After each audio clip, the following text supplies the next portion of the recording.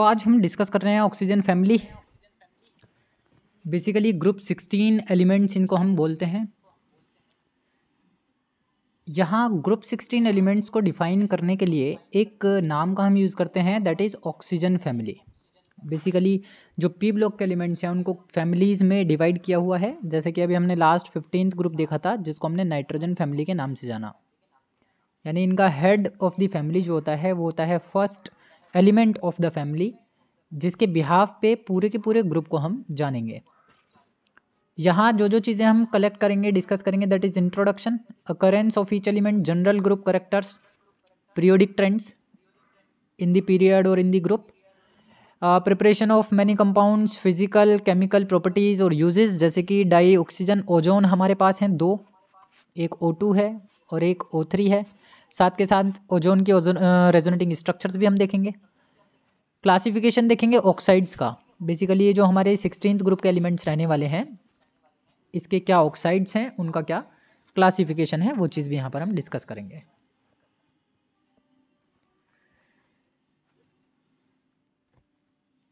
तो सबसे पहली जो चीज़ है यहाँ पे वो है presence of the 16th group in the periodic table. अगर हम देखें कि 16th ग्रुप के एलिमेंट्स को कहाँ पे रखा हुआ है, तो बेसिकली ये हमारा 16th ग्रुप है जिसमें फर्स्ट एलिमेंट हमारे पास है oxygen, after then sulphur, selenium, tellurium, polonium, उल्वेनियम। बेसिकली ये जो लास्ट वाले हैं 109 से 1018 तक ये रेडियो एक्टिव एलिमेंट में काउंट किए जाते हैं, जिसकी वजह से हमको ग्रुप प्रॉपर्टीज़ में नहीं पढ़ते हैं। तो यहाँ पर जो भी चीज़ हम पढ़ेंगे वो केवल टेल्यूरियम तक पढ़ेंगे, क्योंकि पोलोनियम को भी रेडियो एक्टिव एलिमेंट कंसिडर किया जाता है, वो रेडियो एक्टिव नेचर को रिप्रेजेंट करता है। तो यहाँ पे हम ऑक्सीजन देखेंगे, सल्फर देखेंगे, सेलेनियम देखेंगे, टेल्यूरियम देखेंगे। सेलेनियम और टेल्यूरियम को केवल ट्रेंड्स के अंदर काउंट किया जाएगा। बेसिकली हमें जो कंपाउंड्स रीड आउट करने होते हैं वो केवल ऑक्सीजन और सल्फर के करने होते हैं। तो ये पी ब्लॉक के अंदर ऑक्सीजन फैमिली कुछ इस तरीके से रिप्रेजेंट की गई है। अगर मैं इनके केमिकल नाम की बात करता हूँ तो इनको हम बोलते हैं चाल्कोजेंस। ऑक्सीजन फैमिली के एलिमेंट्स को केमिकली अगर हम देखें तो नाम दिया जाता है चाल्कोजेंस का। अब चाल्कोजेंस बेसिकली जब सबसे पहले स्ट्रक्चर तैयार हो रही थी कंपाउंड्स की, और जब अर्थ क्रस्ट पर इन एलिमेंट्स की डिस्कवरी हुई थी, उस टाइम पर साइंटिस्ट ने सबसे पहले एक नाम दिया था इन कंपाउंड्स की फैमिली को डिफाइन करने के लिए। तब से ही ये नाम चले आ रहा है जिसको हम चाल्कोजेन के नाम से जानते हैं। अगर मैं एलिमेंट्स की बात कर रहा हूँ तो एलिमेंट्स को किस सिंबल से हम रिप्रेजेंट करते हैं, वो चीज़ बहुत कॉमन है कि जो सल्फ़र है, जो ऑक्सीजन है, बेसिकली O से रिप्रेजेंट होती है, सल्फ़र S से रिप्रेजेंट होती है, सेलेनियम Se से रिप्रेजेंट होती है, टेल्यूरियम Te से रिप्रेजेंट होती है और पोलोनियम Po से रिप्रेजेंट होती है। तो बेसिकली ये हमारे हो गए 16th ग्रुप के एलिमेंट्स के सिम्बल्स। 16th ग्रुप को हमने पूरा हाईलाइट कर लिया यहाँ पर कि किस तरीके से ग्रुप 16 के अंदर एलिमेंट्स रखे हुए हैं, इनका क्या एटॉमिक नंबर है। तो ऑक्सीजन की बात करूँ तो ऑक्सीजन का एटॉमिक नंबर 8 है। 8 में हम नेक्स्ट 8 ऐड कर देते हैं तो ये क्या बन जाता है 16। इसके लिए एक शॉर्ट ट्रिक है, शॉर्ट ट्रिक का वीडियो डिस्क्रिप्शन बॉक्स में मिल जाएगा कि किस तरीके से हम एटॉमिक नंबर को आइडेंटिफाई करते हैं नेक्स्ट एलिमेंट के लिए या किसी भी एलिमेंट के लिए कि पीरियोडिक टेबल में उसको कहाँ पर रखा गया है। 16 के बाद सीधा क्या ऐड कर दिया हमने इसके अंदर, ये हो गया 34। 34 ऐड करने का क्या मतलब हुआ, इसके अंदर हमने कितना ऐड किया है 8 के बाद 18, फिर उसके बाद 34 के बाद क्या गया टेल्यूरियम 52, यानी कि यहाँ पे हमने कितना ऐड किया टोटल 18। तो इस तरीके से हम आसानी से एटॉमिक नंबर काउंट कर सकते हैं एलिमेंट्स का इन दी पीरियड्स और इन दी ग्रुप्स। जनरल इलेक्ट्रॉनिक कॉन्फ़िगरेशन की बात करें अगर हम इनकी, तो जनरल इलेक्ट्रॉनिक कॉन्फ़िगरेशन इनका होता है NS2 NP4। क्यों होता है, क्योंकि N रिप्रेजेंट करता है क्वांटम नंबर को। कौन सा quantum number, principal quantum number, यानी कि हम इसको नंबर ऑफ शेल भी बोलते हैं। अब जितने भी हमारे ऑक्सीजन फैमिली के एलिमेंट्स हैं उन सभी के आउटर मोस्ट शेल में टोटल कितने इलेक्ट्रॉन होते हैं, 6 होते हैं, जिसकी वजह से इनका इलेक्ट्रॉनिक कॉन्फ़िगरेशन हुआ NS2 NP4। 2 इलेक्ट्रॉन जाते हैं S सब शेल में और 4 इलेक्ट्रॉन जाते हैं P सब शेल में।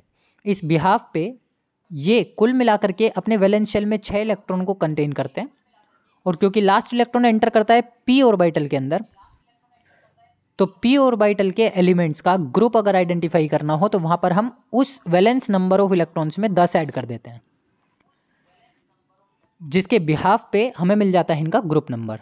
तो ये जो ऑक्सीजन फैमिली है बेसिकली कौन से ग्रुप की फैमिली है, 16th ग्रुप की फैमिली है, या फिर ये कहेंगे कि ऑक्सीजन फैमिली के एलिमेंट्स का जो ग्रुप नंबर है दैट इज 16। अब अगर मैं इन एलिमेंट्स को सेपरेटली डिवाइड करता हूँ, सेपरेटली क्लासीफाई करता हूँ, तो ऑक्सीजन का नंबर है एटॉमिक नंबर 8।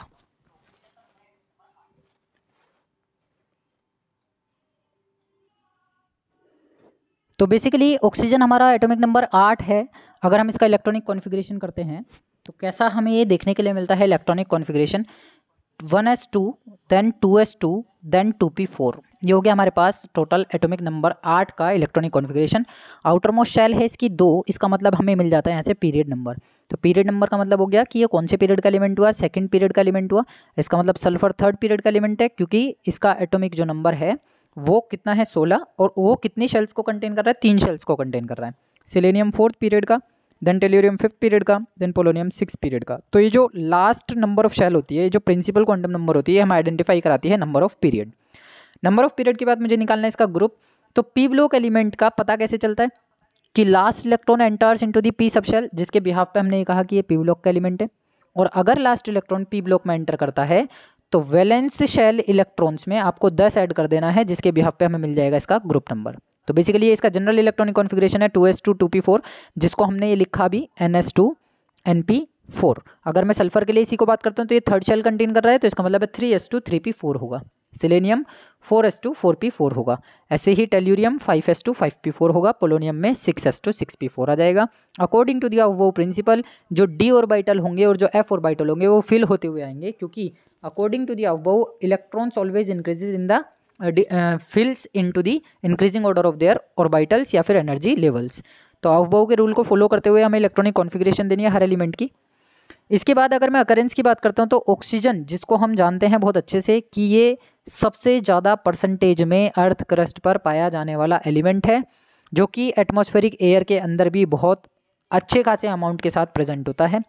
तो जो ऑक्सीजन है उसको हम मोस्ट अबंडेंट एलिमेंट बोलते हैं आफ्टर द नाइट्रोजन। नाइट्रोजन हमारा 78% है, लेकिन ऑक्सीजन गैसियस फॉर्म में होता है, जो अर्थ पे कितनी परसेंटेज में हमें मिल रहा है, 20.9% के अंदर मिल रहा है। इसके अलावा कुछ कंपोजिशन आर्गन गैस की, अदर गैसेस की और कार्बन डाइऑक्साइड की भी अर्थ क्रस्ट पर पाई जाती है। तो बेसिकली अगर हम ये कहें कि ऑक्सीजन फैमिली के अंदर most abundant element on the earth कौन सा होने वाला है, तो वो ऑक्सीजन होगा, जिसका परसेंटेज होता है 46.6% by mass of earth crust, यानी कि जितना मास अर्थ का है उसका 46.6% अप्रोक्सीमेट बैठता है। और ड्राई एयर जो होती है उसमें 20.946% ऑक्सीजन बाई वॉल्यूम प्रेजेंट होती है। अकरेंस ऑफ सल्फर की अगर हम बात कर लें, यानी कि जो ऑक्सीजन है वो हम आसानी से एटमॉस्फेरिक एयर से निकाल सकते हैं, एक्सट्रैक्ट कर सकते हैं। इसी तरीके से अगर हम सल्फर की अकरेंस की बात करें तो सल्फर यहाँ पर एक सेकंड अबंडेंट एलिमेंट तुम कह सकते हो इन दी ऑक्सीजन फैमिली। तो ये अर्थ क्रस्ट के अंदर 0.03 से 0.1% के आसपास मिलता है, और ये कंबाइंड फॉर्म में मिलता है अर्थ क्रस्ट के अंदर, कभी भी सिंगल स्टेट पर नहीं मिलेगा। इसकी रिएक्टिविटी बहुत फास्ट होती है due to the its atomicity. ये जनरली हमें ओक्टा एटॉमिक स्टेट पर देखने के लिए मिलता है। इसकी एटोमिसिटी ज़्यादा होने की वजह से, इसकी रिएक्टिविटी ज़्यादा होने की वजह से ये हमेशा कंबाइंड फॉर्म में मिलने वाला है। कंबाइंड फॉर्म में कहाँ कहाँ मिलता है, हमें जिप्सम के अंदर मिल जाता है, सल्फेट्स में ये मिलता है जनरली, जैसे कि कैल्शियम का सल्फेट है जिसको हम हाइड्रेटेड कैल्शियम सल्फेट बोलते हैं। इसमें हाइड्रेटेड क्यों बोल रहा हूँ मैं, क्योंकि 2 मॉलिक्यूल ऑफ वाटर इसके अंदर प्रेजेंट है, यानी वाटर ऑफ क्रिस्टलाइजेशन इसके पास प्रेजेंट है, जो कि इसको क्रिस्टलाइज करने की टेंडेंसी देता है। दूसरा एप्सम के अंदर ये प्रेजेंट होता है, एप्सम सॉल्ट होता है MgSO4 का 7H2O, यानी कि कुल मिलाकर के हेप्टाहाइड्रेट मैग्नीशियम सल्फेट, जिसको हम एप्सम बोलते हैं। इसी तरीके से एक होता है बारिएट, ये क्या है हमारे पास BaSO4 बेरियम सल्फेट जिसे हम बोलते हैं, और सल्फाइड्स के अंदर भी प्रेजेंट होता है, जैसे कि गैलेना हो गया लेड सल्फाइड, जिंक ब्लेंड हो गए जिंक सल्फाइड, कॉपर पायराइट हो गया CuFeS2। इस तरीके से ये कंबाइंड फॉर्म में मिलने वाला है, कभी भी फ्री फॉर्म में नहीं मिलेगा, फ्री स्टेट पर नहीं मिलेगा। कई जगह पर ट्रेसेस भी पाए जाते हैं सल्फर के, जैसे कि हमारे जितने भी ऑर्गेनिक मटीरियल्स होते हैं, जो सब्सटेंसेस हम फूड मटेरियल्स जिनकी हम बात कर रहे हैं, फूड मटेरियल्स के अंदर भी सल्फर प्रेजेंट होता है, जो हमारी बॉडी को मेंटेन करने का काम करता है।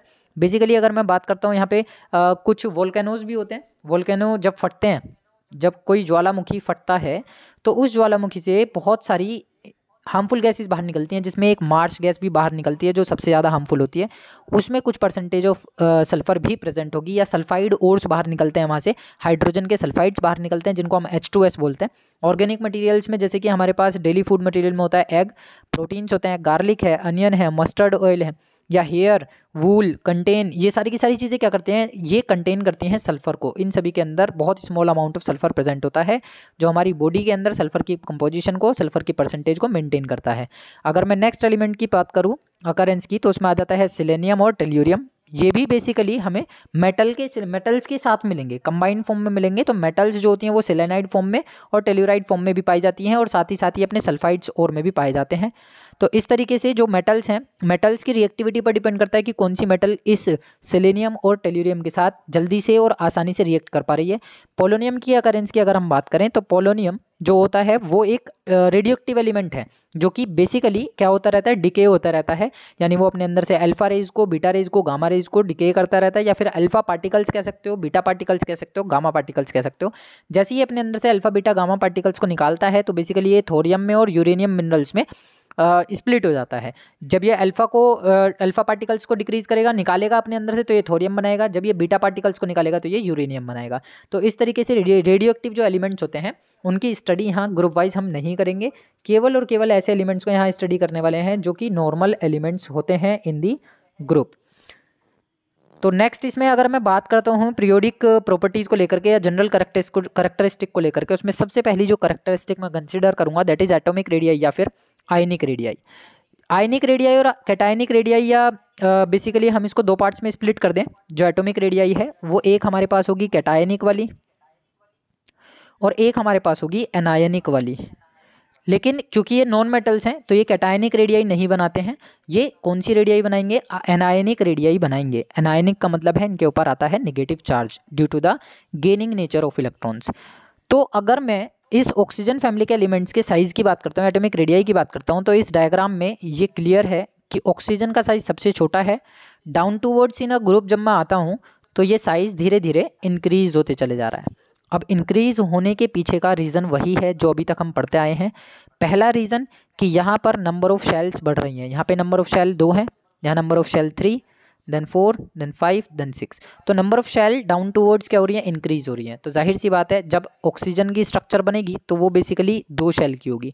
लेकिन जब मैं पोलोनियम की स्ट्रक्चर बनाऊंगा तो वो 1, 2, 3, 4, 5 और ये 6 शेल की बनेगी। तो down towards number of shell increase होने की वजह से size of the atom increase होता चला जाता है, जिसको हम बोलते हैं एटॉमिक रेडियाई या फिर ionic radii always increases from top to bottom in the group. यहाँ पर ऑक्सीजन का जो साइज होगा वो एनोमोलस प्रॉपर्टी को रिप्रेजेंट करेगा, एनोमोलस बिहेवियर को दिखाएगा। इसका जो साइज़ होता है वो बहुत ही ज़्यादा छोटा होता है as compare to the general size. अगर हम जनरली बात करते हैं कि डाउन टूवर्ड जब वो इंक्रीज होते जा रहा है साइज़, तो इसका मतलब ये होगा कि ऑक्सीजन का अपने एक पर्टिकुलर साइज़ तो होगा। लेकिन यहाँ पर जो ऑक्सीजन है वो अपना एक एनोमोलस बिहेवियर दिखाती है, जिसकी वजह से इसका साइज़ एक्सट्रीमली या एक्सेप्शनली स्मॉल माना जाता है। उसको हम सेपरेटली पढ़ेंगे भी जब लास्ट में एनोमोलस प्रॉपर्टी को डिस्कस किया जाएगा। अगर मैं इसमें दूसरी जनरल करेक्टरिस्टिक की बात करूँ तो वो आ जाती है आयोनाइजेशन एंथैल्पी। अब आयोनाइजेशन एंथैल्पी बेसिकली हमने लास्ट पढ़ा था कि इट इज़ द टेंडेंसी या फिर it is the minimum amount of energy required. Basically हमें एक अमाउंट ऑफ एनर्जी रिक्वायर्ड होता है किसी भी एटम की आउटरमोस्ट शेल में से एक इलेक्ट्रॉन को रिमूव कराने के लिए। अगर मुझे किसी एटम की आउटरमोस्ट शेल में से इलेक्ट्रॉन को रिमूव कराना हो तो मैं वहाँ पर आयनाइजेशन एंथैल्पी का यूज़ करता हूँ या आयनाइजेशन एनर्जी का यूज़ करता हूँ। तो अब जब मैं ऑक्सीजन फैमिली के अंदर बात कर रहा हूँ तो ऑक्सीजन फैमिली के अंदर कौन सी नेचर है, गेनिंग की नेचर है। ये सारे के सारे एलिमेंट क्या करते हैं, गेन करने की टेंडेंसी दिखाते हैं। लेकिन अगर मैं ग्रुप 15 एलिमेंट्स की बात करूँ, यहाँ पर नाइट्रोजन, फॉस्फोरस, आर्सेनिक, एंटीमनी और ये बिस्मथ, इस टाइप के जो एलिमेंट्स थे जो हमने अभी लास्ट पढ़े हैं ग्रुप 15 एलिमेंट में, वहाँ पे भी साइज़ नीचे की तरफ इंक्रीज हो रहा था और ऑक्सीजन फैमिली में भी नीचे की तरफ साइज़ क्या हो रहा है, पोलोनियम तक आते आते इंक्रीज हो रहा है। तो किसी भी एटम की आउटरमोस्ट शेल में से इलेक्ट्रॉन निकालना हमारे लिए क्या रहेगा, ईजी रहेगा। तो अब यहाँ पर हम इस चीज़ को साइड रखते हुए चलेंगे कि ये अपने अंदर से इलेक्ट्रॉन को लॉस ना करके गेन की नेचर दिखाते हैं। हम थोड़ी टाइम के लिए ये भूल जाएंगे कि इनके अंदर गेनिंग की प्रॉपर्टी पाई जाती है जिसकी वजह से अपने एनायन बनाते हैं।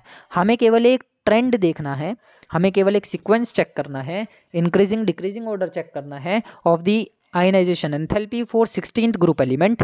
तो ऑक्सीजन मैंने यहाँ पर लिया, ऑक्सीजन का इलेक्ट्रॉनिक कॉन्फ़िगरेशन मैंने लिखा ये आउटर मोस्ट मैं लिख दे रहा हूँ 2s2 देन 2p4। इसी तरीके से जितने भी एलिमेंट्स होंगे उन सभी के लिए केवल शेल का नंबर बदलता जाएगा, लेकिन इनके आउटर मोस्ट शेल में इलेक्ट्रॉन s2p4 ही रहेंगे। अगर मैं इनको रिप्रेजेंट करता हूँ तो p में टोटल 4 इलेक्ट्रॉन्स, 1 2 3 एंड देन ये 4। s के अंदर टोटल 2 इलेक्ट्रॉन, एक ये आ गया और एक ये आ गया। अब आयनाइजेशन एंथैल्पी क्या है? एक minimum amount of energy required for the removal of electron from the outermost shell. तो आउटर मोस्ट शेल में से कौन से ऑर्बिटल में से इलेक्ट्रॉन मैं आसानी से निकाल पाऊंगा? ये तो स्टेबल हो गया क्योंकि ये कंप्लीटली फिल्ड है। ये कैसा है? ये अनस्टेबल है। और अगर मेरे पास एक अनस्टेबल ऑर्बिटल हो तो मैं वहाँ से आसानी से इलेक्ट्रॉन का रिलीज करा सकता हूँ या इलेक्ट्रॉन गेन करा सकता हूँ। तो बेसिकली ऑक्सीजन क्या करता है? अपना ये इलेक्ट्रॉन इजीली डोनेट कर देगा, रिलीज कर देगा टू गेट स्टेबिलिटी। तो P वाला जो ऑर्बिटल है वो आसानी से अपना इलेक्ट्रॉन रिलीज कर रहा है और क्या कर देगा? स्टेबिलिटी अचीव कर लेगा। तो इसका मतलब ये हुआ कि इसकी आयनाइजेशन जो एनर्जी है वो यहाँ पर कैसी है? बेसिकली यहाँ जब तुम ऑक्सीजन में बात करोगे तो ऑक्सीजन का स्मॉल साइज होने की वजह से एक्सेप्शन दिखाता है कि जब तुम डाउन टूवर्ड्स आओगे, ग्रुप के अंदर आओगे, साइज बढ़ने के साथ साथ आयोनाइजेशन एंथैल्पी डिक्रीज हो जाएगी, मतलब उतनी आसानी से वो इलेक्ट्रॉन का रिलीज करेगा। लेकिन यहाँ ऑक्सीजन का साइज छोटा होने की वजह से अट्रैक्शन टुवर्ड्स द न्यूक्लियस भी ज़्यादा होगा, जिसकी वजह से as compare to the sulphur ये अपने इलेक्ट्रॉन को बहुत देर में रिलीज करने वाला है क्योंकि इसका साइज सल्फर से छोटा है और इसके इस इलेक्ट्रॉन का जिसको हम बाहर निकालने की बात कर रहे हैं टुवर्ड्स द न्यूक्लियस अट्रैक्शन बहुत हाई है। तो अगर ऑक्सीजन और सल्फर में हमारे पास ट्रेंड पूछने के लिए आता है तो बेसिकली ऑक्सीजन की IE ज़्यादा होगी और सल्फर की IE कम होगी। ये बेसिक ट्रेंड काम करेगा यहाँ पर भी। और ये बेसिक ट्रेंड के साथ साथ थोड़ी सी चीज़ें वो भी डिपेंड करेंगी कि जो ऑर्बिटल आउटर मोस्ट ऑर्बिटल है जिसका हम इलेक्ट्रॉनिक कॉन्फ़िगरेशन की बात कर रहे हैं वो कम्प्लीटली फिल्ड है, हाफ फिल्ड है या फिर अनस्टेबल है। ये तीन चीज़ें साथ में चलती हैं। नेक्स्ट प्रॉपर्टी की अगर मैं बात करूँ, करेक्टरिस्टिक की बात करूँ तो आ जाती है इलेक्ट्रॉन गेन एंथैल्पी। अब ये जो इलेक्ट्रॉन गेन एंथैल्पी है बेसिकली ये क्या है? It is the amount of energy release when one or more electron are added into the outermost shell of the electron of the atom। और ये जितने भी एटम की हम बात कर रहे हैं, चाहे मैं IE की बात करूं या मैं इलेक्ट्रॉन गेन एंथैल्पी EGE की बात करूं या इसका दूसरा नाम मैं बोलूं IP या फिर मैं इसका दूसरा नाम बोलूं बेसिकली EA इलेक्ट्रॉन एफिनिटी, ये सारे के सारे आइसोलेटेड स्टेट पर काम करते हैं, कभी भी एटॉमिक स्टेट पर काम नहीं करेंगे। सबसे पहले हमें एटम को आइसोलेटेड गैसियस स्टेट में लेके जाना होगा, आफ्टर देन हम आसानी से इलेक्ट्रॉन को रिलीज करा पाएंगे या फिर इलेक्ट्रॉन इसको गेन करा पाएंगे। अब क्योंकि ऑक्सीजन की स्ट्रक्चर बहुत छोटी है, ऑक्सीजन का साइज बहुत छोटा है, तो इसकी जो इलेक्ट्रॉन गेन एंथैल्पी होती है वो सल्फर से लेस नेगेटिव होती है। लेस नेगेटिव का क्या मतलब हुआ? मैंने बताया था electron affinity is the tendency to gain the electron. अब इनमें ऑक्सीजन का साइज बहुत ज़्यादा छोटा है, ऑक्सीजन का साइज छोटा होने की वजह से अगर तुम इलेक्ट्रॉन को इसमें ऐड कराते हो तो ये आसानी से इलेक्ट्रॉन को ऐड करा लेगा as compare to the sulphur. क्योंकि सल्फर में इनर शेल के जो इलेक्ट्रॉन्स होंगे, ये मैंने शेल बनाई, अंदर शेल में यहाँ इलेक्ट्रॉन्स बैठे हुए हैं और एक इलेक्ट्रॉन मैं बाहर से लेकर के आ रहा हूँ क्योंकि इसका साइज अब ऑक्सीजन के कंपैरिजन में बड़ा हो गया। यहाँ 2 शेल का है, यहाँ पे बेसिकली ये 3 शेल का है।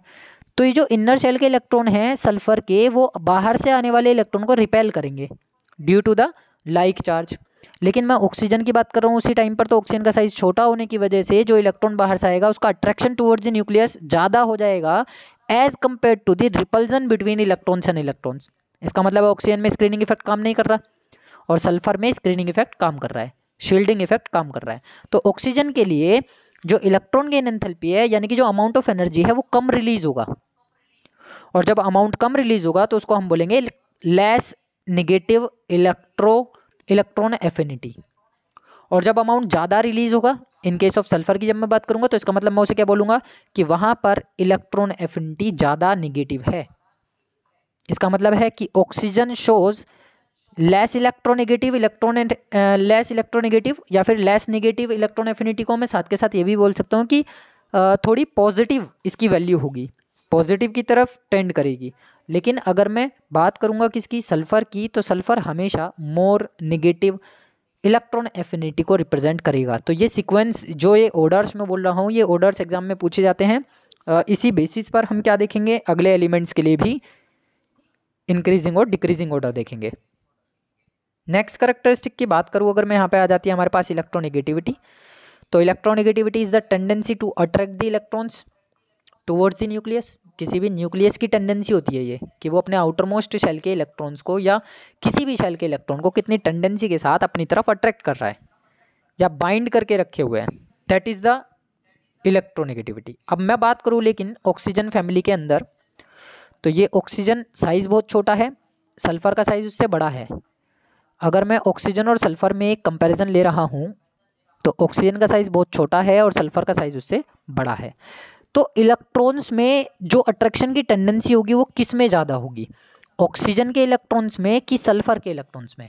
अब इलेक्ट्रोनेगेटिविटी डिपेंड करती है सीधे सीधे साइज़ पर, कि आपका एटम का साइज़ छोटा है तो आपका अट्रैक्शन टुवर्ड्स द न्यूक्लियस ज़्यादा होगा, आपके एटम का साइज़ बड़ा है तो इलेक्ट्रॉन का अट्रैक्शन टुवर्ड्स द न्यूक्लियस कम होगा। तो अब क्योंकि मैंने क्लियर किया कि स्मॉलर साइज़ है ऑक्सीजन का as compare to the sulphur, तो ऑक्सीजन का आउटर मोस्ट शेल के इलेक्ट्रॉन का अट्रैक्शन टुवर्ड्स द न्यूक्लियस भी ज़्यादा होगा। इसका मतलब है electronegativity of oxygen is more as compare to the sulphur. और इलेक्ट्रोनेगेटिविटी ज़्यादा होने की वजह से ही इसकी आई ई और ई ए में ये टेंडेंसी आई कि ई ए लेस नेगेटिव हो गया और आई ई ज़्यादा हो गई। तो बेसिकली जब हम डाउन टूवर्ड्स आते हैं इन ऑक्सीजन फैमिली तो इलेक्ट्रोनेगेटिविटी की वैल्यू डिक्रीज होती है क्योंकि इनका साइज, एटॉमिक साइज इंक्रीज होता जाता है। ये बेसिक चीज़ें हैं। यहाँ से अब क्वेश्चन आते हैं जो एग्जाम में वो किस पैटर्न पे पूछे जाते हैं, वो क्वेश्चन का डिस्कशन कर लेते हैं। क्वेश्चन इज कि why water is a liquid and H2S is a gas. Though oxygen and sulphur belong to the same group, जबकि ये दोनों सेम ग्रुप से बिलोंग कर रहे हैं। तो इनके पीछे का मेन कॉन्सेप्ट क्या होगा, बेसिक चीज़ है कि ऑक्सीजन और सल्फर पर ही क्वेश्चन हमेशा पूछा जाता है। सबसे ज़्यादा जो मेजर क्वेश्चन होते हैं वो ऑक्सीजन और सल्फर के होते हैं एग्जाम में पूछे वाले।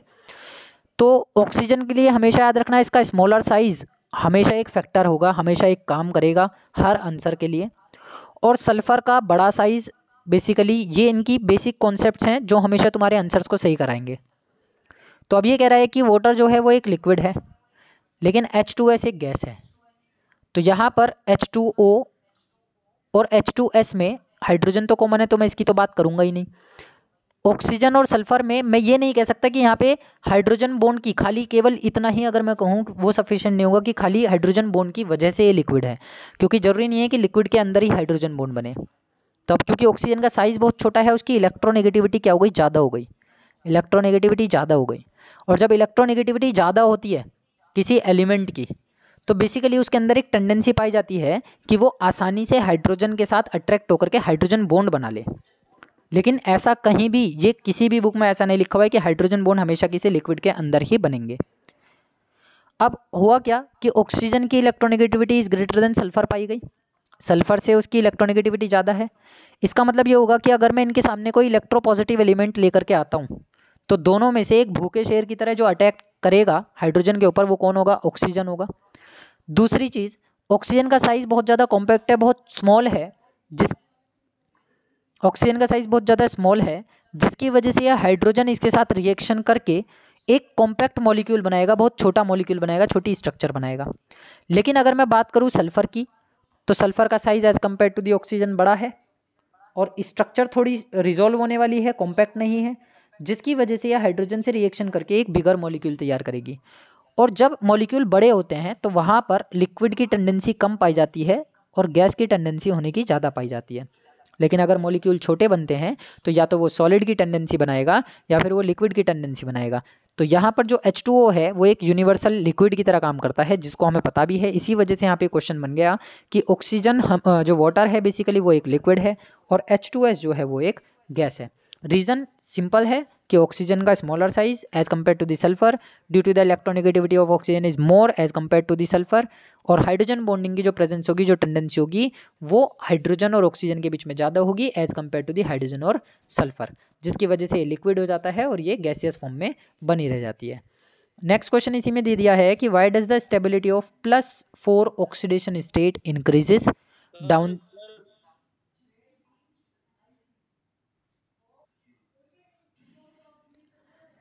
क्वेश्चन इज कि why does the stability of +4 oxidation state increases the group while that of द +6 डिक्रीजेज। अब बेसिकली हो क्या रहा है कि ऑक्सीजन +2 ऑक्सीडेशन सॉरी ऑक्सीजन जो है वो बेसिकली -2 ऑक्सीडेशन स्टेट को रिप्रेजेंट कर रहा है। ऑक्सीजन हो गया -2, जबकि मैं सल्फर की तरफ तक जाता हूँ, ऑक्सीजन से सल्फर की तरफ अगर मैं बाउंस करता हूँ तो ये -2 भी रिप्रेजेंट करता है, +4 भी रिप्रेजेंट करता है, +6 भी रिप्रेजेंट करता है इन इट्स एसिड्स।